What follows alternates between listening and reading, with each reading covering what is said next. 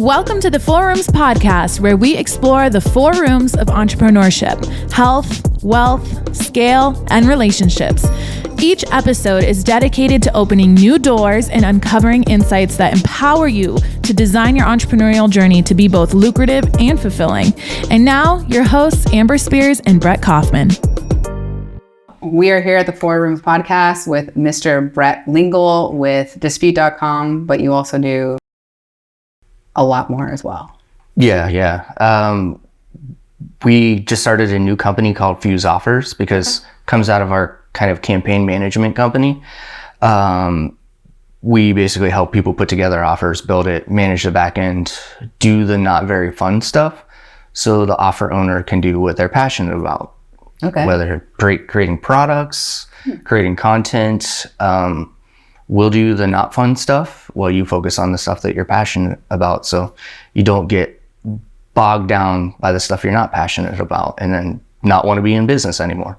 Like the talks that we had today here in Atlanta, I think a lot of that was reflective. How did you get your start? I started off probably 12 years ago as an affiliate. Okay. And then I was like, well, I don't want to be an affiliate. I want to compact the whole pipeline and own the offer. So I built my own offer and started basically being an affiliate for my own offer. And then I had friends who were offer owners and affiliates who were like, well, I want to do it too. So I started helping them, and then they started giving me a cut of their offer. Before you know it, I was actually making more money helping people manage their offers and set up their backends and kind of being like a funnel expert for them. So I kind of made a little bit of a transition to that. Brent's the funnel expert backend. That's so valuable. Like, I do affiliate marketing. That's like my other business. Right? I've done that forever. It's very rare that I see someone who is an affiliate that then tries to be an offer owner and really has success. Because what I see so often is they're only used to seeing like one number. It's like, how much money did I make when I promoted it? And they see other people making a lot of money. They're like, I want to be an offer owner. But then they don't understand the complexities of things like, supply chain management or, running a team or anything like that. They're more solo. So it's really interesting to me to hear your journey from an affiliate to now becoming this like back end, like backbone almost for these people that are becoming, affiliates or becoming offer owners or offer owners in general. Like, I think that's a really unique skill set, dude, because you have to be so creative to be an affiliate. Like, your brain has to really function the creative way, but then also you're a bit of a unicorn because if you can do all the back end stuff, like, you're also really focused on solving complex problems. And that's like a very different side of your brain. It's like way more linear. It's interesting. I don't meet a lot of people like you. I'm like an accountant artist. Yeah. And my brain like fights with that. Like, there's a side that's very creative. I like to think up angles. I like to watch people and talk to people and get a general idea of what angle presents itself. But then I also have this very like analytical part of my brain and curious part. And that curiosity doesn't stop at the art piece. It goes deep. Eventually, when I became an offer owner, I started looking at my merchant statements. And I'm like, what are all these line items on here? Yeah. Where is all my money going? I see this. When I was an affiliate, you're right, 3 numbers. Right. What am I spending? What am I making? Equals, or what am I having a fun day or am I having a terrible day because I lost money? When I transitioned to the offer side, there were a lot more numbers. Totally. And there was a lot of get a good bookkeeper and make that good bookkeeper your best friend, because they will help you in a sense to understand. I don't want to say you're going from running something simple. No, it's very hard being an affiliate. It's a very intense job, but the back end is also intense and it's not as fun. It's not as rewarding because you're breaking down merchant statements. Right. You're getting calls from the fulfillment company like, hey, we didn't get this raw ingredient in, so now we can't get your product out for 2 weeks. So you're trying to balance, do I take new sales? Do I pause my sales? Do I call my existing customers, let them know? Right. Not generally fun stuff. No. It's fun, but stressful.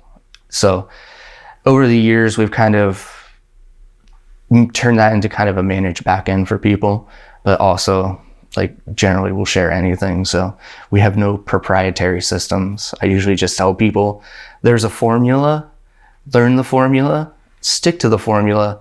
And then once you become kind of an expert at the formula, then reinvent. Kind of like an artist.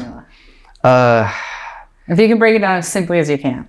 I know there's a lot of complexity to it. Yeah, front end, where you're bringing in new customers. So that's where you're getting the most creative. You're using big ideas to draw people in, to really get them out of the, we go through the day looking at our phones, we're preoccupied. The big idea really like gets their attention.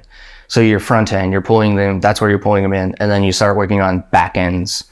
And within each of the front end and the back end, like for Nutra, the formula is generally 6 bottles, 3 bottles, 1 bottle, upsell, downsell. For kind of coaching stuff, you'll see more of like an ascension model where they'll get them in for like a free webinar, gain some trust, and then start to sell those higher ticket items. Generally, whatever your kind of offer is, be it supplement, coaching, content, digital, figure out what the formula is, because the biggest competitor or offer owner in your space will be probably using the formula. So just look at that. Model them. Yeah, model it. It's like with copywriting, swiping. Right. Don't take completely because you don't want to be known as the person. Yes. Yeah. Yeah. Like good art should inspire, and you should look at it as art. So that's generally why I kind of come back to that. The artist, accountant, friend. I like that. Yeah. So like with that's art, so good. Yeah, with art, they say you got to learn the rules before you break the rules. And with direct response or selling in general, learn the formula, the rules. And then once you kind of get that for your product type, then you'll be able to eventually break those rules and kind of reinvent. And that's where you see some of those paradigms. I hate to sound like corporate paradigm shift, but that's where some people who've learned the rules start breaking them and figuring out new things that eventually become what is swiped or what is the new formula. So I think you need to change your name, like your title name, to artist accountant, because it is rare, dude. I only know like a couple people like you. One of them is my really dear friend Lee Richter. She owns like a 9-figure business and multiple 8 figures, and she's like that. She's an artist accountant brain, and it's pretty incredible to watch what you can do with that type of like mind. Like mine's pure artist. yeah. So like I struggle with that other side. It's my weakness, and I'm working on that. But the more that I learn it, the more I'm like, oh, I can see how I can make my art even better, because those numbers and those things translate into me being able to do more of that. And that's helped me just reignite my desire to learn it, because I see how it allows me to express myself better. But like it's a gift that you have.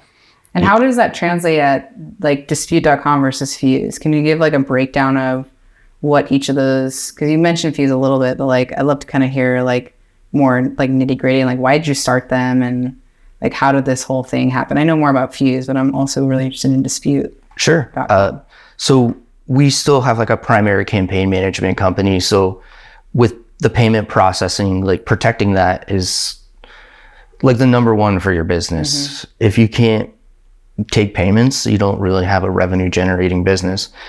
And I got really tired of having to go through multiple reps at like chargeback and anti-fraud companies to get things done. I didn't like the way it was being done. So I basically just started my own. We worked direct with Visa, MasterCard. We grew to an 8-figure business pretty quick on that one. I like the name Dispute.com. It was available, so name. I just bought it. It's a great name. I was going to ask you, did you pay $800,000 for that domain? It was really a lot, but it's a great domain, though. That's part of the art piece. We could have called it whatever, and it would have still been an 8-figure business, but I just liked it, and I felt like it fit, and I just went with my gut, and it's helped a lot. It's helped the business grow because it's simple, it's a brand. But that's the art piece where you're like, I don't have to buy this domain for this business to be successful, because a lot of it comes from the campaign management lead gen, but we just wanted to do it. We felt like it was a good fit. So not everything has to be like a wise business decision per se. That part was art. Yeah, you can have fun. You don't have to do everything by the numbers all the time. You can have, we're entrepreneurs because we want to express ourselves. So let those things be an expression of who you are.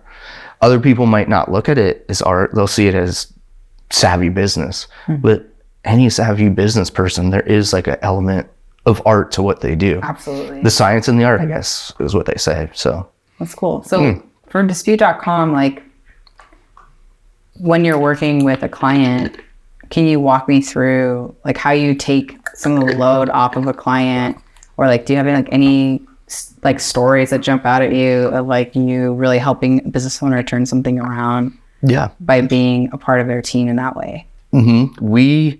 When I started it, I wanted actual reps to help everybody. I didn't want my clients to go through chat boxes or pop-up chat boxes trying to figure out problems. Everybody got a rep, and the saying is everybody gets their hand held, because it's not a fun part of the business. I feel like we see hand holding as kind of like a negative thing. I don't. If it's not a fun thing. So like if you're struggling with chargebacks, or you're looking at your processing and you're kind of like, what is going on? Why are my customers charging back? Why am I getting disputes? We can kind of dig in and figure out, is it a customer type? Is there something in your funnel or your business that's causing this? Or is this something that comes with your business and we accept it, we figure it out, but that's where our reps will kind of come in, and they know to like really help, be very proactive for you to represent like you as the merchant. So rather than trying to take every client we can get, we kind of, I don't want to say we handpick, but we try to make sure we have the capacity to make sure everybody kind of gets their handheld, because it's not a fun piece. You want to focus on your product in your business. And it's like trying to do your own customer service. It's like you'll learn a lot from taking calls and talking to customers, but you don't want to get bogged down with it. So it's kind of like one piece of our business where we'll kind of take your hand and together we'll walk with you and kind of guide you. So that's cool. Yeah. So do you have like any like specific stories around like a client of yours that was struggling with it, and like what you noticed? Like I'm curious when you're saying like it might be something in your funnel, or it might be this, like maybe things that we've never even thought about as business owners that we need to take a look at, because it could lead to a dispute or a chargeback. Sure. Yeah. We had one customer who was getting a lot of chargebacks. And so we decided to dig into their funnel, because we found out that their customers were getting confused on the upsell, because the language made it seem that the upsell was actually a reduction in price from the initial product. So the customers were coming through, and I mean, as like a business owner, you can kind of see that this is a separate thing, but the way it was worded made it seem like, hey, we're going to give you this reduction on your initial cost because we like you and we're your friend. We fixed that language, and the problem cleared up almost immediately. Wow. Because we really like hammered it home that this was actually a separate thing. It's cheaper because now you're a customer, you just bought the first one, so you're getting this one cheaper. So we fixed that language, and that we actually made less money at dispute. The goal isn't to make it's obviously a business and it's a revenue generating business, but the goal is to also kind of help you protect your merchant processing. And it's more than just being like, we do alerts, we do chargebacks. It's kind of looking at the funnel and figuring out is there a problem in there? And some business owners are like, I see it, I know it's there, I don't want to touch it. It's staying the way it is. And that's just how it works. At the end of the day, it's your business. But a lot of people want to dig in and figure out. And that can be working with customer service too, and looking at scripts to see what the customers are calling in and saying. I mean, that's the deep analytical part where we can kind of really dig in and kind of find issues. So that's cool, dude. That's a really great example. I'm really glad that you shared that with me. It's really interesting. It's interesting too, almost like the better job you do with them, the less money that you make. Right? That's a really, in terms of training them, how to not have these in the first place. I really admire that, because in my other business, it's an agency, and I always tell them I'm the worst agency owner on earth, because I know what's best for your business. At a certain level, you need to have your own in-house team. So I'm going to do all the hard, nasty grunt work to get this thing over the edge and by the time we figure out our processes and systems for you, like, you know, that's where as an agency, you start, once you establish the baseline and you have, you know, your affiliates promoting and things are cooking with gas, then you can still keep the same retainer and just skate on that because you have way less work. It's all the initial pushing the boulder up the hill. But to me, like, I have like a very short like desire and lifespan for that, because I'm like, listen, if you're doing a certain level of success, what's going to get you the next level is not working with an agency externally. It's going to be working with an in-house team. And maybe you're working with us as an agency too, but working in-house with somebody who's only devoted to your account every single day is what's most important. Because really, from an agency perspective, when I'm looking at it from my lens, I'm not having someone full-time just dedicated to just your account. We have a full-time team that is rotating based on availability and need and everything else, right? They're not living, breathing, eating, sleeping just your business. Yeah. Or else we wouldn't be an agency. So you and I have a lot of alignment in that, where it's like at a certain point you're going to graduate, and your graduation is a good thing for us. Yeah. Because it means that you're growing as a business and as a company, and that's just good for all of us. Yeah. Because that shows that we have new joint venture partners, or we have a client success story, or what have you. So I think it's really cool that you think of it that way. And I like the hand holding, because disputes and chargebacks are the worst. Dude. Yeah. And I want someone to hold my hand. That's great. And you get a customer, it becomes more than just a client relationship. When you do stuff like that, these are people who you now work with for a decade. Right. You can build more businesses on top of that. You can build a larger organization. If you're turning and burning all the time, you're just kind of swimming. Totally. And the more that I get into my builder phase, as I call it, where I'm kind of owning multiple businesses, learning more on how to, I don't even think of it as managing people anymore. I don't ever say I have employees now. I say I have partners, because I try to treat everybody like a partner, and that extends to the client that I work with. That I think of myself more as like, you know, at the end of the day, it's your business. And anything that happens, it's your business. But, you know, I like to be right there with you. And you grow that way, as opposed to constantly just searching for the next meal. You build that base, and then the base gets bigger, and the base gets bigger. So it'll be interesting to see. Good work, dude. Yeah. That's the key. Like, you continue to do good work. That's like that. It's your ability to hold relationships, but it's also the fact that you do really, really good work. Yeah. Because they wouldn't keep that relationship with you if you didn't. Yeah. Right. So I think that's also really important. I love how you think about them as partners, like your team and your clients. Like that's really cool. It's a good nugget I'm going to take away from that. Yeah. Because you feel like that, but it's different saying it and like naming it, you know? You know, I never thought of myself as somebody who would be like an employer. And I felt like everything in business taught that you need to like be an employer and call everybody an employee, and I just decided, like, at a certain point I did that and I wasn't growing. And when I kind of just focused more on myself and building the culture around kind of who I am, I went that route, and things just kind of kept expanding. And it wasn't because, I don't think it was because people necessarily don't like to be employees, or even, you know, they want that stability for sure. But it was more so me setting the culture tone around what makes the relationship a bit more comfortable for me, not necessarily them. So they still get that support, stability, but I kind of build a culture around my personality in a sense.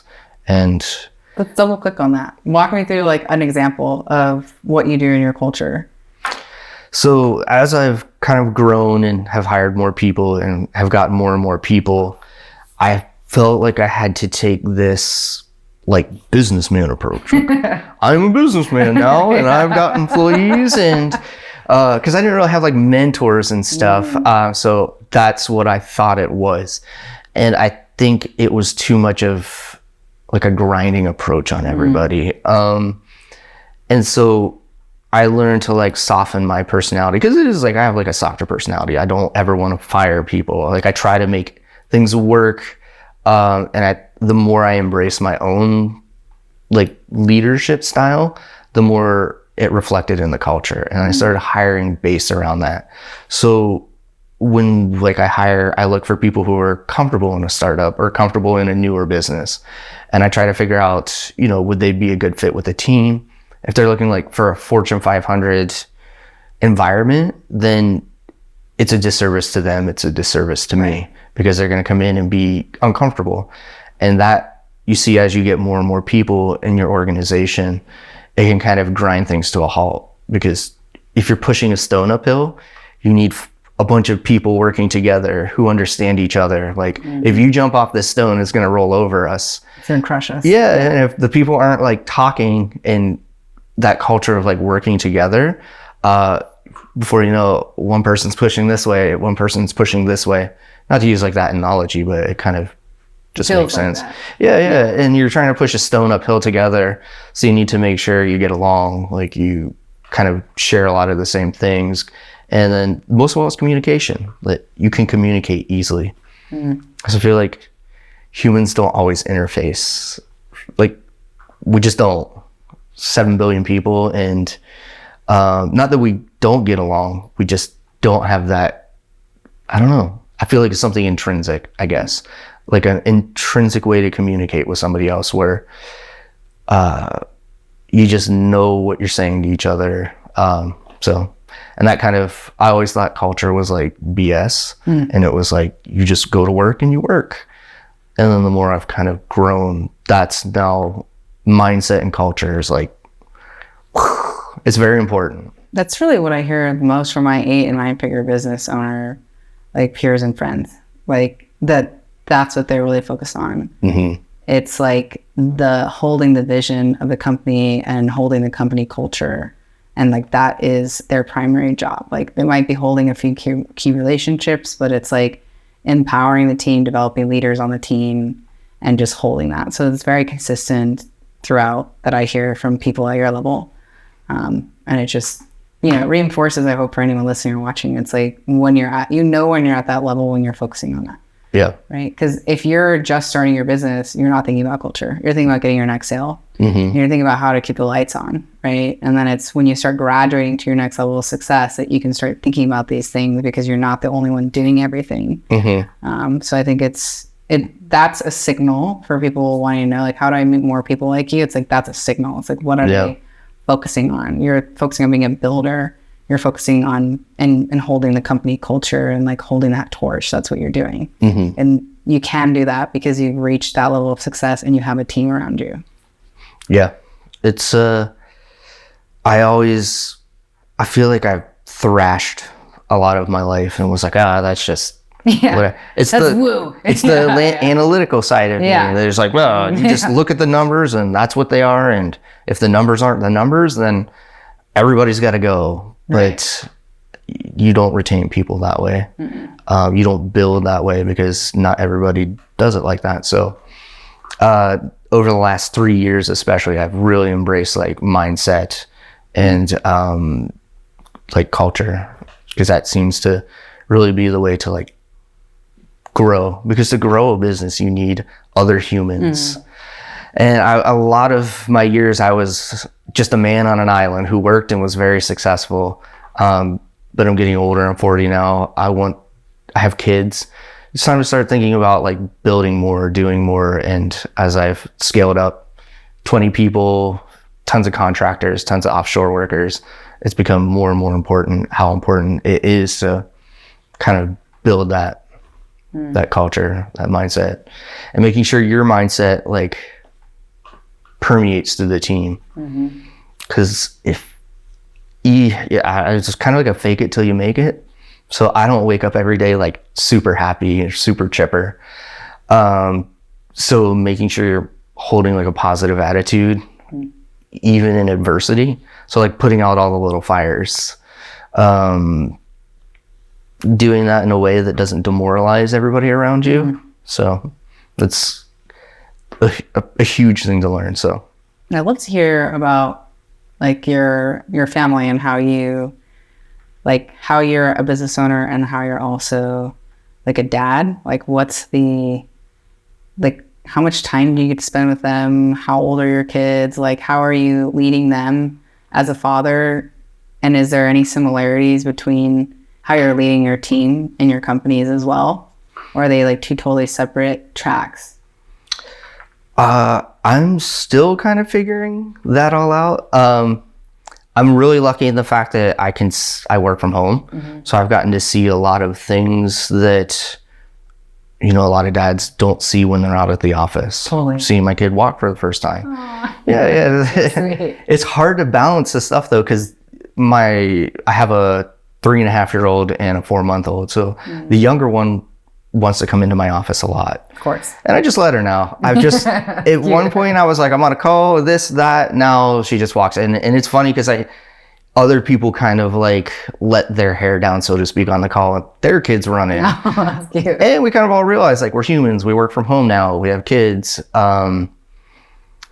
I generally try to keep the business life and the home life separate outside of that, because the business life can be very stressful. And you can take, especially when you work from home, you take that from the home office Totally. into the kitchen. So I have to be very mindful of that, because 4-year-olds want to swim in the pool or go to the park. Or want to talk about chargebacks or like funnels, stuff like that. So I think that's something I'm still figuring out, how to balance all of that. That said, we do have offices, because I find a lot of people don't want to work from home or want to get to an office a couple of days a week just to get out of the house. I see it with myself. I work from home a lot, and then I leave the house and I'm like, oh, these are humans. We connect. Oh, you're a human. I'm a human. When you stay at home and work from home and you work a lot, you can get very dialed into that mindset. So getting out of the house has been our priority as of late. Spend enough time on the computer, it's time to put it away, get out. That's the beauty of having kids. They will force you to get off your phone or get out of the house. Because I get in the pool with my daughter every day, and she said, I don't want you to check any messages today. She says that every time now. So cute. Yeah, because I'm like, oh, I got to check this message. And she's like, nah, no, we're not doing that. And she preempts every time now. She goes, but we're not going to check messages. I don't want you to check messages. You're not going to check messages. And I'm like, okay, I'm going to put my phone away. I love her. Yeah, awesome. So it's a good way to get you out of your head. And that's the beauty of kids and having young kids at a little bit later in life at 40, that they're able to they're very into me and mom. Whereas with older kids, they might just let me work in my office all day because they want to do other stuff. But with little kids, especially a 4-month-old, I don't really care about chargebacks. They have a dirty diaper. Right. Your wife has been at home with taking care of them all day. She needs a break. Yeah, exactly. Yeah. So that's powerful. For me, I moved from San Diego to Tampa about 1.5 years ago because I was the bachelorette, and my partner has 2 kids and a husband, which, by the way, if anyone's listening or hearing, it's a much nicer term to call an ex if you like them. Okay? Because ex feels weird. Yeah. Husband or wife feels a lot just easier. We named him that because he's a great guy and he's a great dad, and we all get along really well. We travel together and stuff. It's a great term. It implies an existing relationship. Totally. Ex is kind of totally we're done with this. I get it. Yeah. Right. It's broken, but that's cool. I've learned a lot from watching her parent and watching him parent, and also for years my baby was my businesses. That was it. And so when I move, we have them part-time, and they're older. They're 13 and 16, but I've been around them for the last 3 years. And it is really interesting to me to realize all of a sudden things shifted inside of me, because I'm oh, wait a minute, I don't actually want to travel on this week that we have them, because I haven't seen them in a week. And when they're here, I want to shut my laptop off and eat dinner with them, make dinner with them. And they're not my biological kids, but they're growing into children that I love and respect and want to spend time with. And my partner and I want to have kids soon, because I've never had kids, and I really want to be a parent. And every parent that I've talked to, like you, they keep saying the same thing, how having a child forces them to stop being such a workaholic and really helps them time manage better. Because I could be on my computer all day long. Is everything that I'm doing really moving the needle in my business that only I can do? Yeah. No. And I realized that even just this part-time thing with them where I'm like, okay, well, I've got 6 hours today. If I want to spend time with them, then I need to knock out, the most important priorities, and the rest it's done. So it's been really interesting to see that. I'm in the middle, right? Yeah. Because they're not fully my kids, but I do feel an innate and strong sense of responsibility and love for them. And I do see how when I do have my own 4-month-old, how that's going to change, so much. So I think it's really cool to hear and learn from you, like how you navigate and think through building your companies and, almost like running your family and how that works. It's really interesting. Yeah. Supportive partner is a big one. It's a huge one. Shout out to my wife. How'd you guys meet? At a bar. Okay. Many years ago. Every great love story. Yeah. I was playing bass in a friend's band. Like I picked up bass. Nice. And we met, and she was there to see the band. And so thought you're a little cutie. That's what happened. Yeah. Okay. The rest is history. I love it. That's a big one. Supportive spouse helps a lot. Because especially with raising children, sometimes they can forego things that they wanted in their life. And there's a lot of gratification in raising kids, and you get to be like, look at my beautiful kids. But at the end of the day, it's like you and your spouse who love your kids. Other people just see that as like a happy family. So having a spouse who's willing to kind of forego what some of her personal dreams and desires and career would be, to raise a family and make sure that we can live this life and support me. It's really nice. It makes for a really strong bond. And I see a lot of those bonds in older people. And I started to realize that stuff as I get older, moving out of the like offer owner, like Justin hype stage of my life where I'm like, yeah, let's make money, to becoming an adult. I'm a 40-year-old boy, probably starting to become a man now. So the prince into a king is what Alison Armstrong would call it. Yeah. It was like one of my favorite like authors around that. It's really cool, man. I love learning more about you because we just met literally yesterday on the jet. So yeah. I haven't had a chance to talk to you yet, and I've heard about you from Zoe and other people, and it's just been really cool getting to spend this time with you because like that's my favorite thing to do with my career is to like meet other awesome entrepreneurs and learn from them, and I feel like I've learned a lot about what you do and like also just how you care. I don't find, and this is changing, I would say it's changing more every year, that men in marriages give that sort of accolade and understand that it's a huge responsibility and it's a sacrifice that their partners are making. So I will definitely clip this out and send it to your wife because I'm sure that she will appreciate that, hearing that perspective. Because it is true, right? The sacrifice is not just staying at home with the kids. It's like physically carrying the children and like all the stuff that comes along with it and being a mother. And so I think it's really cool to hear you share that. It shows me where your heart is, and I think it's really beautiful. I appreciate it. Because just to touch on that point, like mom doesn't get raises and come home and be like, I got promoted at work. Mom doesn't get accolades of, I did this. A lot of times mom is up in the middle of the night changing a diaper. And the only people who can appreciate that is you or the baby. So I think it's them being supportive, but you also recognize like and supporting in reverse and acknowledging that I see the sacrifice and the sacrifice you take for this family and what you're giving up potentially or giving up in general. So that's beautiful, dude. And then the last thing, this was the first time I've ever come to a mastermind. The first time I've ever done a podcast. Normally I try to just stay behind the curtain and kind of, if you know me, you know me. If you happen into my sphere, welcome.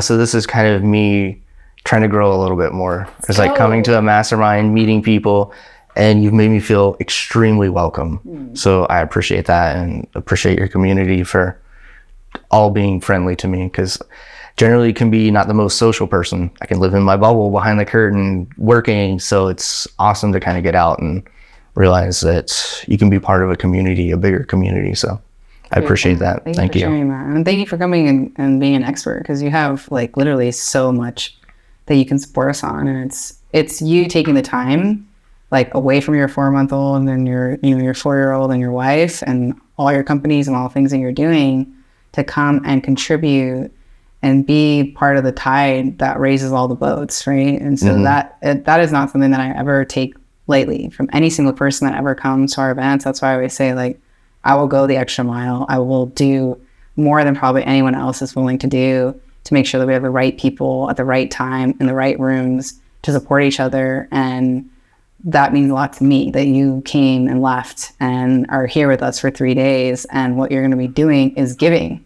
And so that's just, like, again, a testament to who you are and where your heart is. And so I just feel really blessed that you're here, and I feel blessed that you're teaching, and I'm so glad that we could have this conversation, get to know each other better. And this is just the very beginning of our friendship, you know? Yeah. So I'm super grateful, and I'm really glad you're here. You're a great fit for us. Likewise. You're in Tampa, I'm in Tampa, so. No, dude, now we're going to hang. Yeah. I want to go to this bar where you met your wife. There we go. I want to get the story, dude. I want to picture it. Yeah, it's an Irish bar, so it's a fun place. So. I'm in, dude. Yeah, awesome. Let's do it. Cool. Well, we're going to wrap up, but last kind of question for you is, 4 rooms is really based on the 4 rooms of an entrepreneur's life.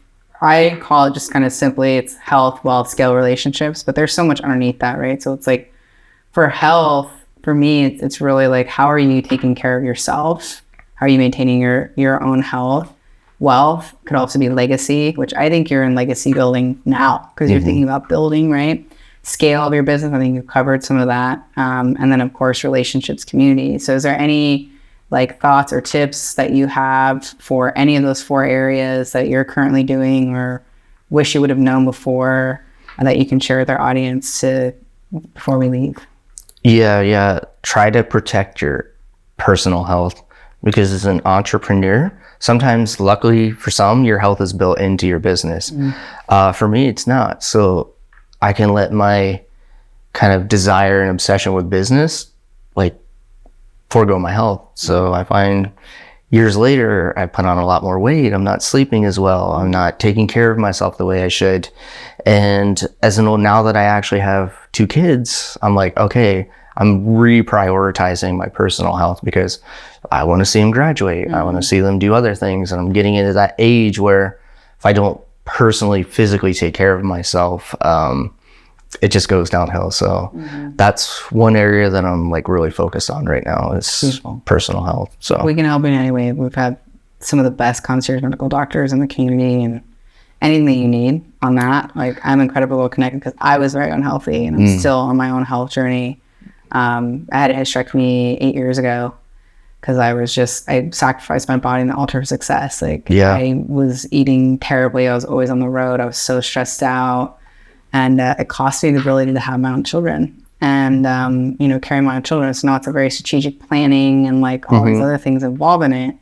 And I'm still battling with the health issues, I was just in the hospital this past weekend for something that related to my ovaries, right? It's like, and why? Because I'm in the middle of a huge amount of stress right now. And so I know that to be true. And that's why, like, being in this community, in this environment, like, we're going to really support each other and making small steps to do that. Because we know, like, really, a wealthy man might have 1,000 dreams, but an unhealthy one only has one, which is to get his health back, right? Yeah. So that's so true. Yeah, man. So I think you're in the right place, because I do completely agree with you that, like, this is the next frontier for many of us, which is like, we've had the business success. Yeah. And it's come a lot of times at a great personal cost. Very. So how do we continue to grow our businesses, but continue to have abundance in our physical health and our relationships with our loved ones and with others, our abundance and like our legacy in terms of charity and the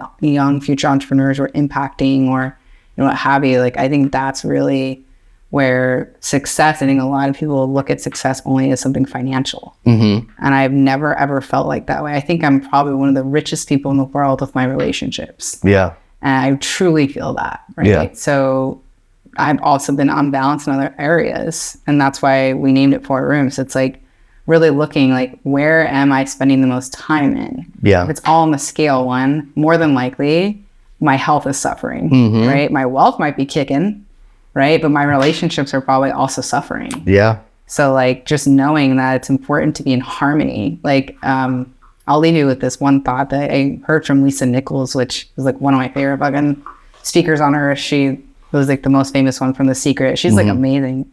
And she said this thing where she's like, balance is bullshit, harmony is everything, right? Because if you look at like a pie chart of 24 hours in a day, you're not saying, okay, to your 4-year-old, okay, daddy has 23 minutes for you every day to be in the pool. And that's what you get, right? Because I have 23 minutes for this, and I have, 8 hours for my business, and I have this hours for my sleep, and that's balance, right? Like, that's not true. It's about harmony. Right now, you're probably spending less time on the business because what's happening right now is you have a 4-month-old and a 4-year-old. Yeah. So this is the harmony, is like, how do we keep all these things in harmony, not necessarily in balance? Because some things are going to be incredibly imbalanced. Yeah, I love that. I love that a lot. Yeah. I'm going to definitely dig into that more because the balance changes. So the harmony makes more sense because the life ebbs and flows of everything that's going on. So. And it feels better. I feel like balancing feels like a shit. Like, and you're like, oh my God, a plate's gonna It's got drop, like a negative connotation to it, whereas, because you're trying to balance, whereas harmony has a very positive outlook and thought, and it makes more sense because it's more realistic. So. And it feels better too. Yeah. Cool, man. Well, this is a great conversation. Thank you so much. Thank you for having me. I appreciate it. Anytime. You're welcome. Anytime. Love it. Thank you, dude. Awesome. Thank you. As we wrap up today's episode, we have something special just for you. If you've been inspired by what we've explored today and you're ready to take your learning to the next level, then our 4 Rooms Mastermind live event is the perfect next step. And because you're a part of our podcast family, we're offering an exclusive 10% discount on your registration when you apply and are accepted. This is your chance. It's your chance to build relationships with other ambitious entrepreneurs like yourself, to dive deeper into the 4 rooms of entrepreneurship, and to connect with experts who can truly help accelerate your growth. Simply follow the event link in the description of this episode and use the promo code 4rooms10. That's FOURROOMS10 on your application to claim this opportunity. This offer is subject to application approval and it's limited, so don't wait too long to make your decision. Join us and transform your journey with the insights and networking that only our live events can offer. Thank you for tuning in today. We look forward to seeing you at the event and, of course, right back here next time on the 4 Rooms podcast. Until then, keep balancing and keep growing.